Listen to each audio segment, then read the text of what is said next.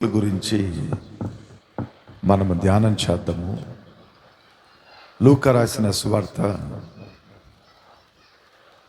10వ అధ్యాయము 38వ వాక్యము 39వ వాక్యాన్ని మనం ఒకరు చదువుకుందాము. అంతటా వారి ప్రయాణమై పోవుచుండగా ఆయన ఒక గ్రామములోకి ప్రవేశించెను. మార్తా అని ఒక స్త్రీ ఆయనను తన ఇంట చేర్చుకొనేను. ఆమెకు మరియా అని ఒక సహోదరి ఉండెను. ఈమె యేసు పాదాల యొద్ద కూర్చుండి ఆయన బోధ వినుచుండెను. చాలు. దేవుని బిడ్డలారా, యేసు ప్రభు ఒక గ్రామానికి వెళుతూ ఉన్నాడు. అప్పుడు మార్తా అని ఒక ఆమె యేసయ్యని తన ఇంట్లోకి పిలుచుకొనింది. మా ఇంట్లోకి రాయ్యా అని, కాస్త భోజనం పెడతాను, తినేసి వెళ్ళయ్యా, మాకు ఒక చిన్న ప్రార్థన చేసి మమ్మల్ని దీవించి పోనాయనా అట్లని చక్కగా యేసయ్యని ఆహ్వానించింది. దేవుని బిడ్డలారా, గమనించాలి. కొద్దిగా ఎక్కువ తగ్గినన్నా కొద్దిగా. దేవుని బిడ్డలారా, బాగా గమనించాలి. యేసు ప్రభుని ఆహ్వానించే ప్రతి ఇల్లు కూడా దీవించబడతానే ఉంటుంది. కొద్దిగా పైకెత్తి ప్రైజ్. ఓకే. యేసు ప్రభుని ఆహ్వానించే ప్రతి ఫ్యామిలీ దీవించబడతానే ఉంటుంది. ఎందుకంటే యేసయ్య మన ఇంటికి వచ్చాడంటే మనకు దీవెనలు కలుగుతాయి కానీ నష్టాలు కలగవు. ఇక ఎవరైనా ఈ లోకపర్యంగా ఉండేవాళ్ళు, మన శత్రువులు కానీ మన విరోధులు కానీ, అలాంటి వాళ్ళని మన ఇంట్లో పిలిపించుకుంటే మన ఇంట్లో గొడవలే వస్తాయి దండిగా. మన ఇంట్లో సమాధానం ఉండదు. మన ఇంట్లో ఉన్నవన్నీ కూడా మనం పోగొట్టుకుంటాము. ఎందుకంటే యేసు ప్రభు మన ఇంట్లోకి వచ్చాడా, మన ఇల్లు ఆశీర్వదింపబడుతుంది, దీవెనలు వస్తాయి. అదే ఎవరన్నా మిగతా వాళ్ళు ఎవరన్నా వచ్చారనుకోండి, ఆ నెంబర్ మన లైఫ్లోకి వచ్చిన తర్వాత మన జీవితంలో సమాధానం లేకుండా, నెమ్మది లేకుండా మనం అలాగే మిగిలిపోతూ ఉంటాము. గనుకనే దేవుని బిడ్డలారా, బాగా గమనించండి. మార్తా యేసయ్యని తన ఇంటికి పిలుచుకొనింది, తన ఇంట్లోకి రమ్మని చెప్పింది. కాస్త అన్నం పెడతానయ్యా, నెమ్మదిగా భోంచేసుకొని మమ్మల్ని ప్రార్థించి ఆశీర్వదించి బయలుదేరినాయన అట్లని యేసయ్య దగ్గర ఈ మాట పెట్టింది. ఆయన కూడా సంతోషంగా ఆ ఇంటికి వచ్చాడు. ఆ ఇంటికి రాగానే ఆయన ఒక చోటు కూర్చోగానే మార్తా సహోదరి అయిన మరియ వచ్చి ఆయన పాదాల దగ్గర కూర్చొని ఉంది. అట్లని వాక్యం ఇక్కడ రాయపడి ఉంది. బాగా గమనించండి. ఆకాశం నా సింహాసనం, భూమి నా పాదపీఠం అని యేసయ్య అన్నాడు. మార్త అనేకమైన పనులు చేస్తూ ఉంది. అయితే మరియ మాత్రం ఎక్కడ కూర్చొని ఉంది? యేసయ్య పాదాల దగ్గర కూర్చొని ఉంది.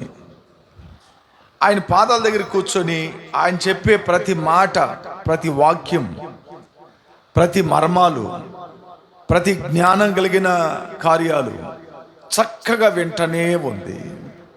దేవుని బిడ్డలారా, బాగా గమనించండి. కొన్ని సందర్భాల్లో ఎదుటి వాళ్ళు మనకి చాలా ఆలోచనలు చెప్పేటప్పుడు, నీతులు చెప్పేటప్పుడు, క్రమాన్ని నేర్పించేటప్పుడు కొంతమంది అంగీకరించరు, మొండోళ్ళుగా ఉంటారు. రైట్లు మనకి ఇతరులు మనకి చెప్పే నీతిని కొందరు వినరు. ఇక్కడ మీరు గమనించాల్సిన విషయం ఏంటి తెలుసా? ఎందుకు ఇంత విషయాన్ని నేను చెప్తున్నాను, అదే కింద భాగంలో ఉంది అక్కడ. అయితే ఈమెమో అక్కడ కూర్చొని దేవుని మాటల మీద శ్రద్ధగా వింటా ఉంది. దేవుని మాటల మీద శ్రద్ధను చూపించి చక్కగా దేవుని మాటలు వింటానే ఉంది. ఈ రోజుల్లో మాట్లాడే వాళ్ళు ఎక్కువ మంది ఉన్నారు కానీ వినేవాళ్ళు తక్కువ. లడలడని మాట్లాడేస్తారు చాలామంది. కొందరికి కప్ప అంటారు. కొందరు కప్ప మాట్లాడతావు, ఆ కప్ప గమ్మును కొందు. కప్ప నోరు దానికే చెరుపుని తెచ్చుకుంటుంది. కప్ప తన నోరుని దానికే చెరుపు తెచ్చుకుంటుంది. మీరు నన్ను అడగచ్చు ఎట్ల పాస్టర్ గారు అని. కప్ప ఎక్కడన్నా ఉండేటప్పుడు మౌనంగా ఉండింది అనుకోండి, అది మంచిది. అది బ్యాక్ బ్యాక్ బ్యాక్ బ్యాక్ అనింది అనుకోండి, ఆ సైడ్ ఒక పాము పోయింది అనుకోండి, ఈ కప్ప సిగ్నల్ ఇస్తుంది. ఏమని? బ్యాక్ బ్యాక్ బ్యాక్ బ్యాక్ అని. పాము అనుకుంటుంది నాకు ఆహారం దొరికింది, దాని నోరు నన్ను పిలుస్తుంది అటని చెప్పి ఆమంతం దగ్గరికి వెళ్ళి అలా నోటను వేసుకునేస్తుంది. కప్ప చనిపోవటానికి కారణాలు ఏంటి? దాని నోరు మంచిది కాదు కాబట్టి పాము చేతులు అన్యాయంగా చనిపోయింది. దేవుని బిడ్డలారా, బైబిల్లో రాయపడి ఉంది, నరుని నాలుగు క్రింద విషం ఉందంట. తన నోటిని కాచుకున్నవాడు తన ప్రాణాన్ని కాచుకున్నని ఉంది బైబిల్లో. మౌనంగా ఉండివాడు జ్ఞానవంతుడని అనబడుతాడని బైబిల్లో రాయపడి ఉంది. అట్లా మన నోరుని మనం ఇష్టానుసారంగా ఉపయోగించుకోకుండా కాస్త సందర్భానికి తగినట్లుగా అలువుగా మాట్లాడటమే కానీ, అలువుగా మనము ఉచ్చరించటమే కానీ మనం నేర్చుకోవాలి. కాబట్టి మాట్లాడేవాళ్ళు దండిగా ఉన్నారు ప్రపంచంలో, వినేవాళ్లే తక్కువగా ఉన్నారు. వినాలి. ఎవరన్నా మనకు మంచి నేర్పిస్తే, నీతులు చెప్పిస్తే, మంచి క్రమాలు మనకు చెప్పిస్తే ఇట్లా మనం ఏం చేయాలి? వినాలి. మనం వినేది మనం నేర్చుకోవాలి, చాలా అవసరం కూడా. కొందరు వినరు, గంగా ఆ వినే అలవాట్లు ఉండవు కొందరికి. ఏదన్నా ఒక పని చెప్తే వినరు, ఏదన్నా ఒక మంచి కార్యాన్ని చెప్తే వినరు, మంచి విషయాన్ని నేర్పిస్తే కొందరు వినరు. ఒకసారి ఒక ఆమె 1.5 లక్ష రూపాయలు తీసుకొని వచ్చింది నా దగ్గరికి. ప్రార్థన చేయ్యా అనింది. ప్రార్థన చేశాను. దీన్ని పెట్టుకొని ఏమన్నా చేయాలనుకుంటున్నాను నాయన అనింది. ఆమెకి వెంటనే నేను ఒక మంచి ఆలోచన చెప్పేశాను. నేరుగా బజాజ్ ఆటోకు పో, ఒక ఆటో కొనుక్కో, ఆ ఆటో కొని రెంట్కి వదిలేసే అని చెప్పిన. ఏం చెప్పిన? అప్పుడు 1,00,000 రూపాయలు ఆటో. నేను చెప్పేటప్పుడు ఒక ఆటో కొనుక్కమ్మా, నెమ్మదిగా ఆ ఆటో మీకు ఏదో నువ్వు కూలినాలు పని చేసుకుంటున్నావు, ఆ జీతాను కుటుంబానికి సరిపోతుంది. ఏదో ఈ ఆటో బాడుకు వస్తే లక్షణంగా ఎత్తిపెట్టుకో, రేపు భవిష్యత్తులో నీకు అవసరం అవుతుందేమో. నువ్వు ఎప్పుడైనా కృంగినప్పుడు, ఎప్పుడైనా నీ పరిస్థితులు దారుణంగా మారేటప్పుడు అది నీకు ఉపయోగపడవచ్చు అటని చెప్పాను. చెప్తే బాగా గమనించాలి మీరు అందరూ. ఆమె ఒక్క 6 మాసాల తర్వాత మళ్ళా ఆమె నన్ను కలిసింది. అప్పుడు నేను అడిగాను, అమ్మా ఆటో కొన్నావా? చక్కగా పోతుందా? మంచిగా ఉన్నారా? ఏం చెప్పమంటావు పాస్టర్ గారు అనింది. ఏందని ఆలోచన చేసి ఆ మెల్లగా ఒకటి చెప్పుకొచ్చింది. మా నాయన వచ్చాడు ఇంటికే, ఈ డబ్బులు తీసుకొని పోయిన తర్వాత ఎట్టో తెలిసింది ఆయనకి. మేయ్, నా కడుపులో నువ్వు తప్పక పుట్టినవు మే, నువ్వు నా కూతురువేనమే, తండ్రిగా నేను అడుగుతున్నా ఒక 50,000. నీలాంటి మనిషిని నేను చూడలేమే, చిన్నప్పుడు నిన్ను చంపేస్తుంటే బాగుంటుంది అట్లని నన్ను బాధకరంగా మాట్లాడలేకే అందులో నుంచి 50,000 ఇచ్చాను అనింది. మరి మిగతా 1,00,000 రూపాయలు ఉంది కదమ్మా అన్న. మరి చెప్తాను నేను పాస్టర్ గారు అనింది. ఇక వెంటనే ఇంకోటి చెప్పింది. మా తమ్ముడు వచ్చాడు, పెళ్ళయిందంట, బిడ్డబుట్టు ఉంది కదా, కాబట్టి ఫస్ట్ ఇయర్ బర్త్డే చేసుకోవాలంట. కాబట్టి నోటీసులు కొట్టాలా, బిర్యానీలు పెట్టాలా, సత్రం బుక్ చేయాలా, ఒక 50,000 అని వాడు వచ్చి తగులుకున్నాడు. నీకు ఎలాగనే చేస్తాను అన్నాడు. కాబట్టి వాడికి ఒక 50,000 ఇచ్చాను. సరే అమ్మా, ఇంక 50,000 ఉంది కదా, 1,50,000లో 50,000 ఉంది కదా అన్నా. మా చెల్లెలు వచ్చింది ఒక ఆమె వచ్చి, అక్క నా కుటుంబం నడుపుకునే దానికి కష్టంగా ఉంది కాబట్టి ఒక 20,000 ఉంటే సహాయం చేయక్క అనింది. ఆమెకు ఒక 20,000 ఇచ్చినాను. మరి 30,000 ఏం చేసావన్నా? మా కూతురి కమ్మలు తీసేసినాను అనింది. పోయింది. సరే వీళ్ళందరూ మళ్ళా తిరగా ఇచ్చారని అడిగాను నేను. వాళ్ళ నాయన అంటాడంట, నిన్ను సాగిన దానికే గొప్ప విషయము, నువ్వు మళ్ళా డబ్బులు అడుగుతావా నువ్వా అంటున్నాడు. ఇక తమ్ముడిని అడిగితే, నువ్వు నన్ను డబ్బులు ఊరికి అడిగినవంటే ఊరేసుకుంటానని అంట. అది భయపడి అడగలేదంట. మరి చెల్లి సంగతి ఏంటంటే సోద్దం లెక్క అంటుంది. ఒక మాట చెప్పేటప్పుడు ఆ మాటని ఆలకించి వెంటనే ఆ పని చేసేటప్పుడు వారి జీవితాలు బాగుపడతాయి. అది చెయ్యకుండా మనం పోయామనుకోండి, నష్టాల్లోకి వెళ్ళిపోతాం, మనం ఇబ్బందులకి దిగజారిపోతాం. ఒకసారి ఒక ఇంటికి వెళ్ళి బాబు సంఘంలో ఒక చిన్న చైర్స్ కొని నాయన అన్న, ఒక చైర్స్ కొని నాయన అన్న. వాడు అన్నాడు, ఖచ్చితంగా కొనిస్తాను పాస్టర్ గారు అన్నాడు నా దగ్గర. అన్నోడు 2 నెలలు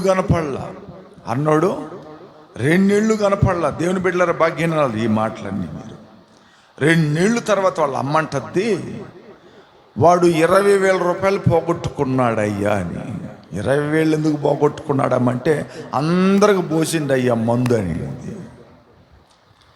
అప్పుడు చూడండి, మనం చెప్పిన మాట వినకపోతే మన డబ్బు ఎట్టబడితే అట్ట నష్టాలు జరుగుతూనే ఉంటుంది. బైబిల్లో మాకొక మాట, మాకని కాదు మీకు అందరికి ఒక మాట. ఏం మాట తెలుసా? ప్రతి రూపాయ దేవునికి లెక్క చెప్పాలంట. మనం ప్రతి కాసుని దేవుడికి లెక్క చెప్పాలంట.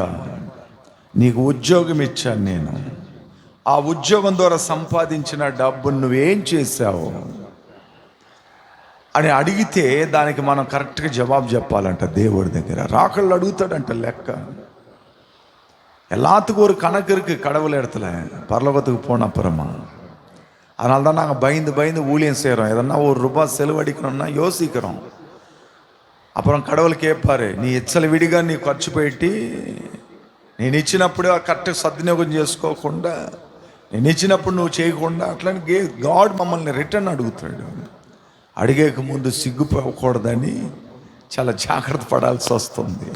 ద లీజన్ మీకు అందరికీ థామస్ రాజయ్య తెలుసు కదా. థామస్ రాజయ్య వాళ్ళకి 3 పిల్లలు ఉన్నారు, 4 పిల్లకాయలు.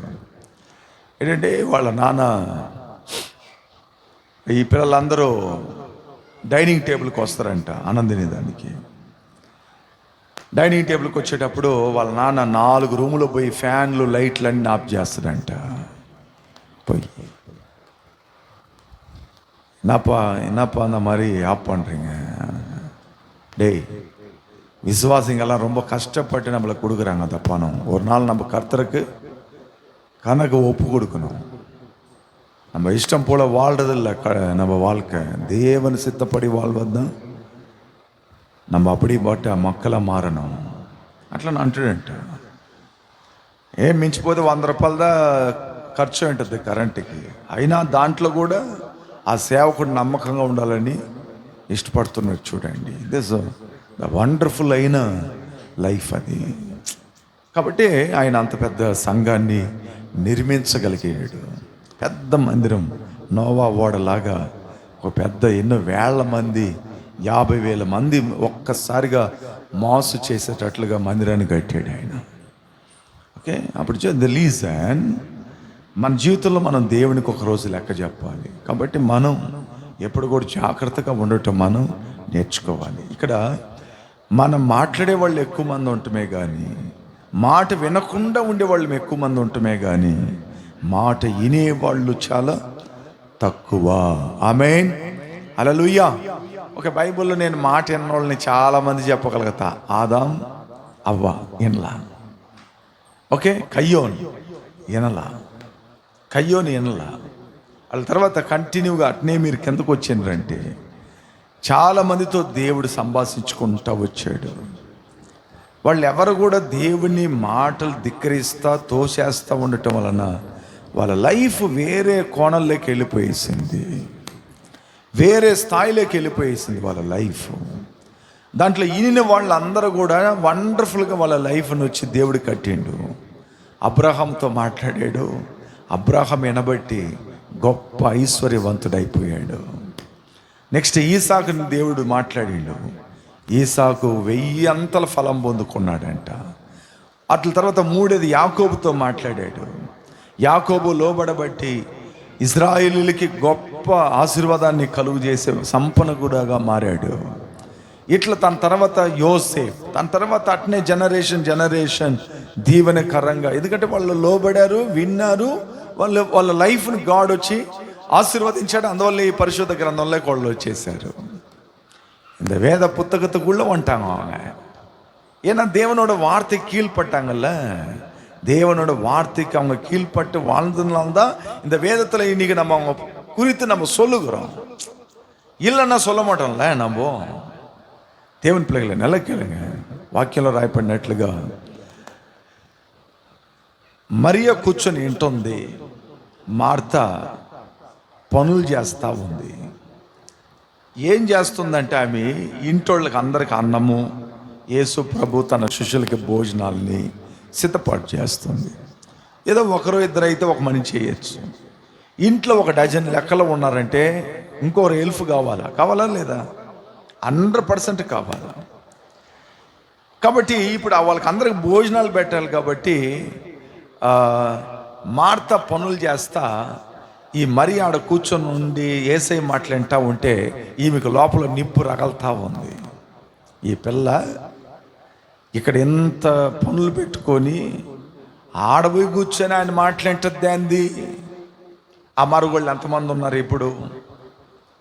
ఈ పిల్ల నాకు అన్నం వండకుండా చర్చికి పోతుంది అంది, ఫాస్టింగ్ ప్రేయర్కి పోతుంది అంది,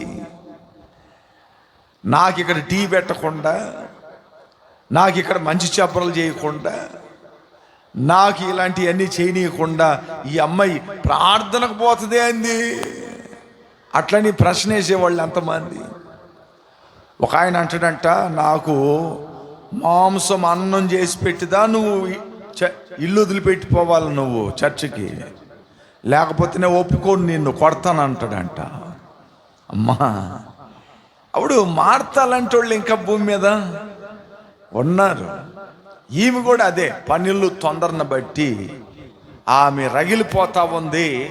ఆమె ప్రార్థనలో దేవుని పాదాల దగ్గర కూర్చొని వాక్యం వింటా ఉంటే, మరియా దేవుని పాదాల దగ్గర కూర్చొని వాక్యం వింటా ఉంటే ఈమెకి రగిలిపోతా ఉంది గుండెల్లో. ఇంకా అది ఆపుకోలేక ఏం చేసింది తెలుసా?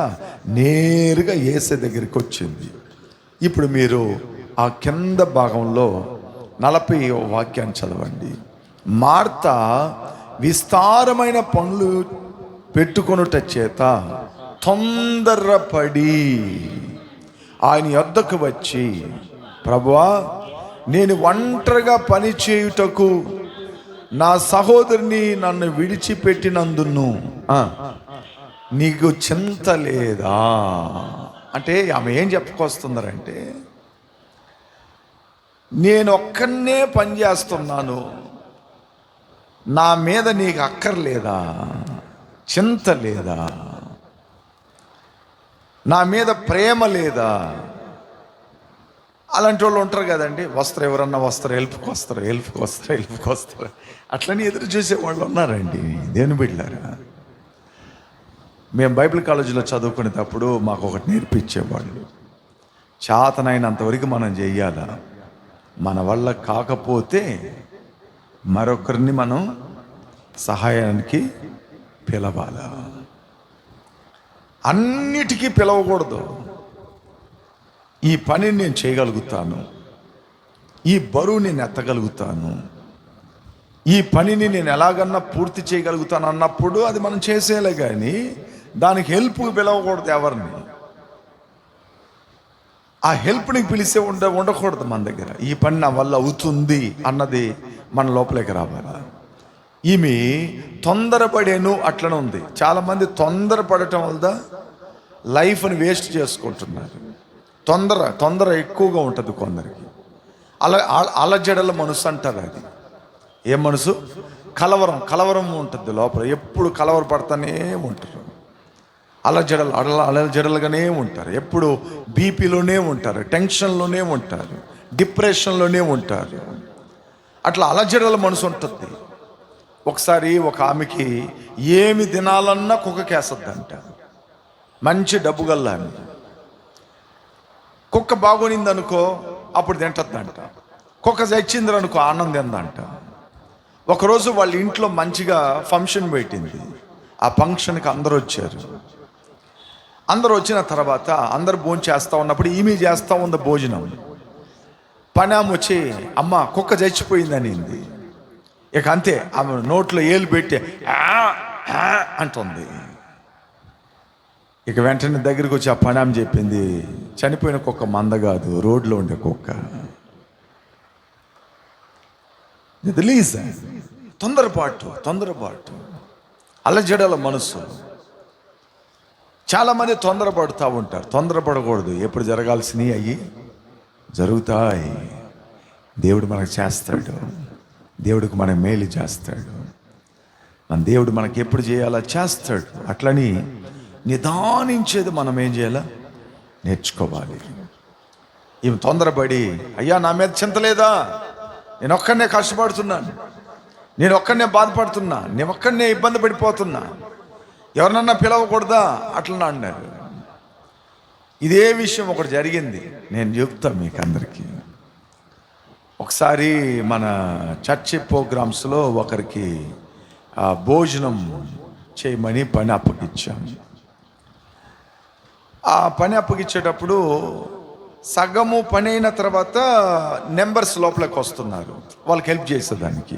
సగం పని అయిన తర్వాత ఇది కంటిన్యూగా ఒక 3 మాసాలు 4 మాసాలు అట్నే కంటిన్యూ అవుతా ఉండింది. సగంలో వచ్చి పని చేసేటట్లుగా వాళ్ళు వచ్చేవాళ్ళు వస్తున్నారు. మనమేమో జనరల్గా చెప్తాం అందరు కలిసి చేయండి అని. ఆ హెల్పింగ్ చేసేవాళ్ళు సగంలోకి వస్తారు. ఇక అట్ల తర్వాత ఆమె బాగా ఆలోచన చేసింది. ఏమని?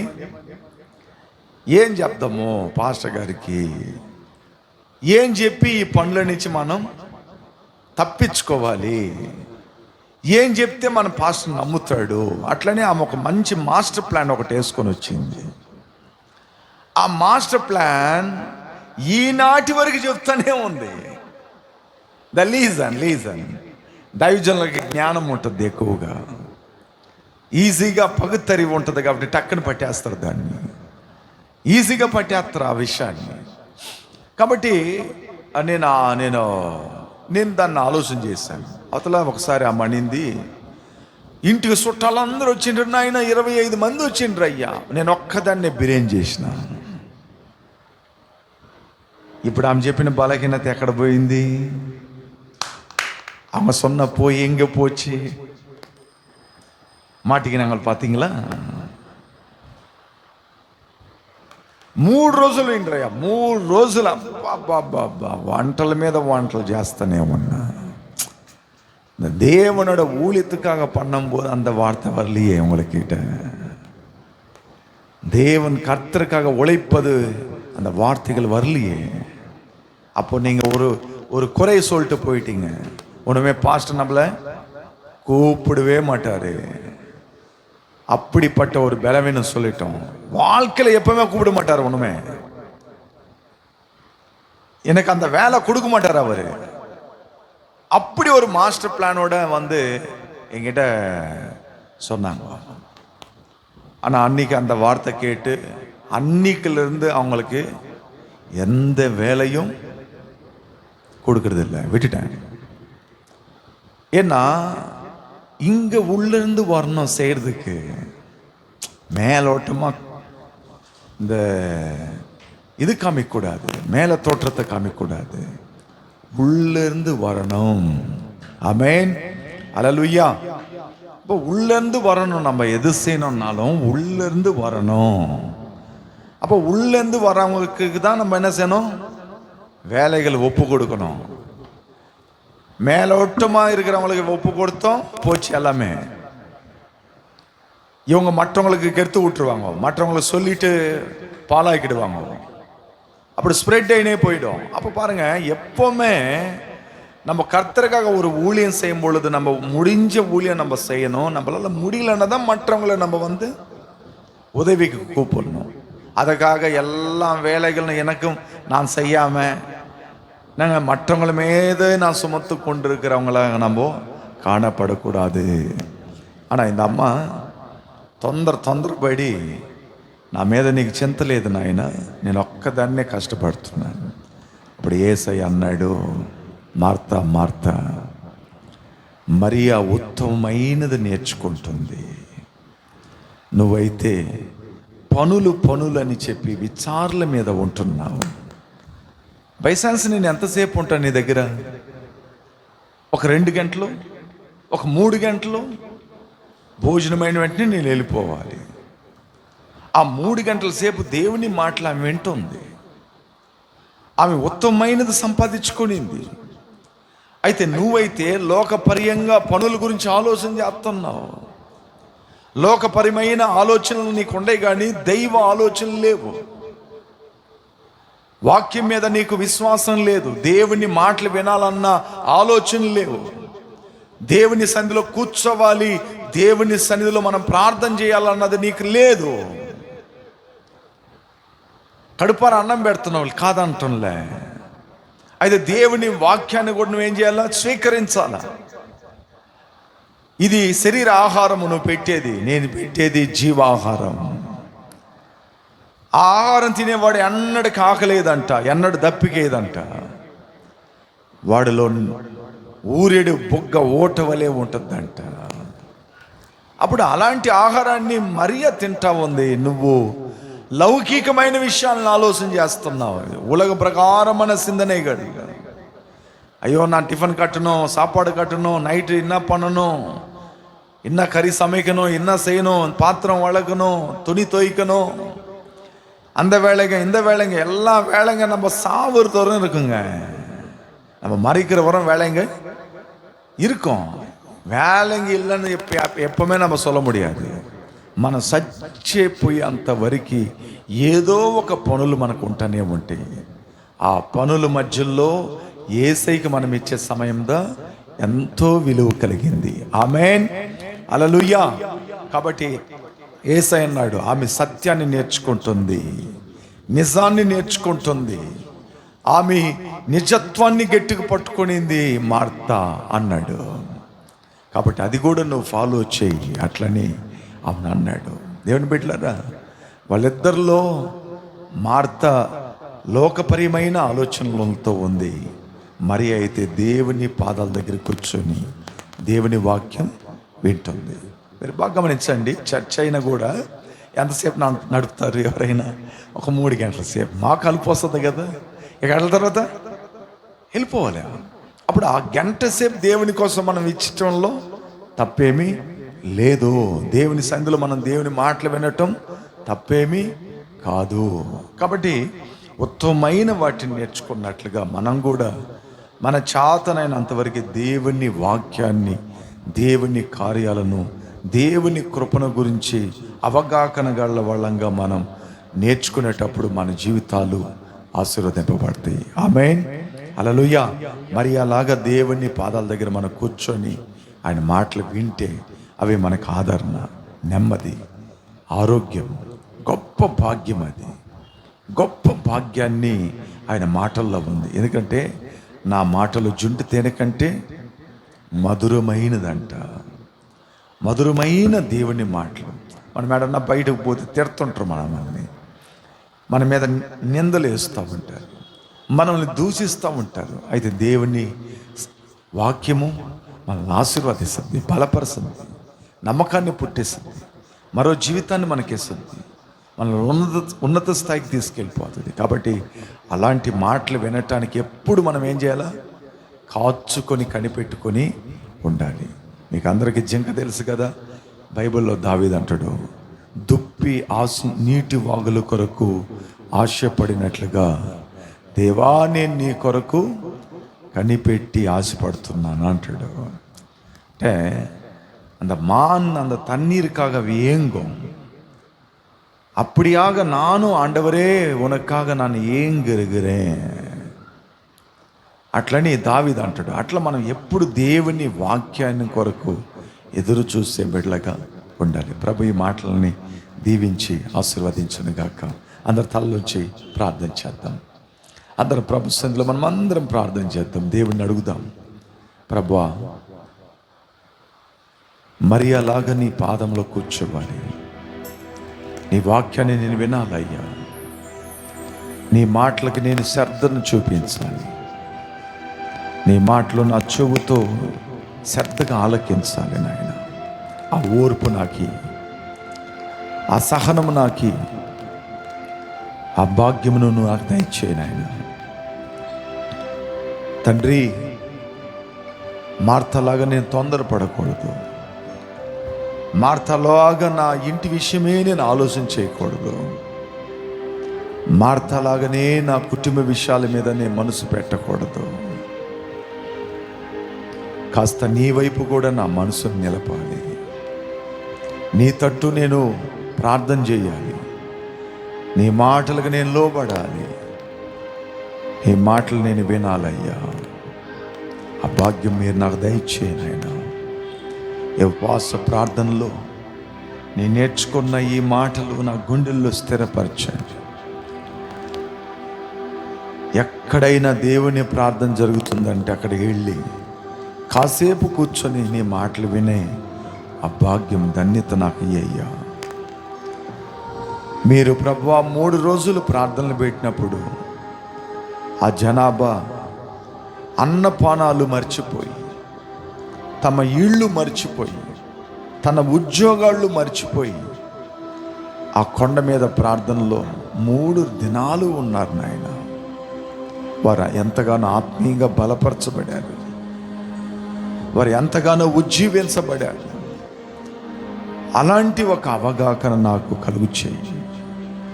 ప్రార్థన అంటే విసిగింపు రానిబాకయ్యా, నిర్లక్షణం రానిబాక. ప్రార్థన అంటే నాకు కోపం రానిబాకయ్యా.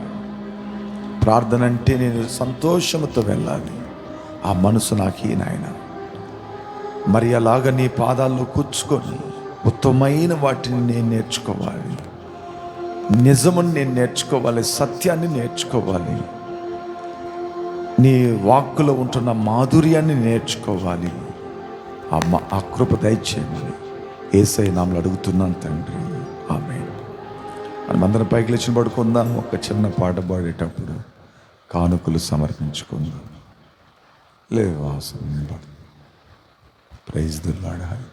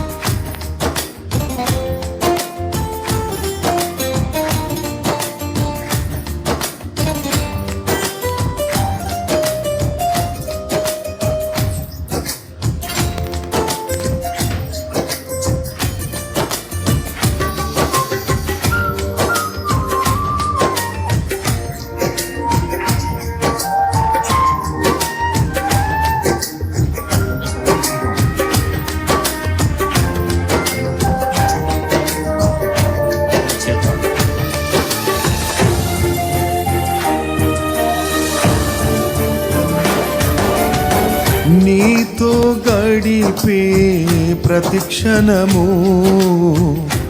ఆనంద బాష్పాలు ఆగవయ్యా. నీతో గడిపే ప్రతిక్షణము ఆనంద బాష్పాలు ఆగవయ్యా.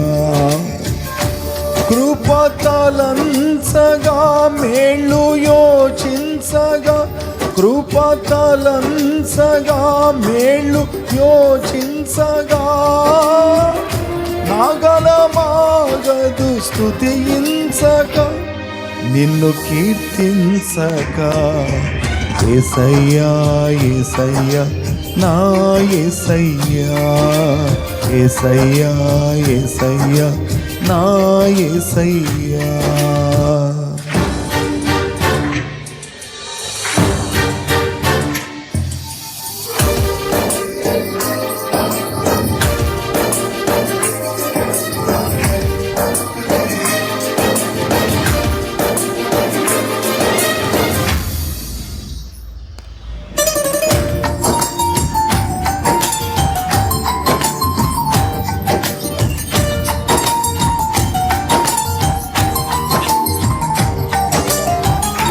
మారావంటి నా జీవితాన్ని మధురముగా మార్చి ఘనపరచినావు.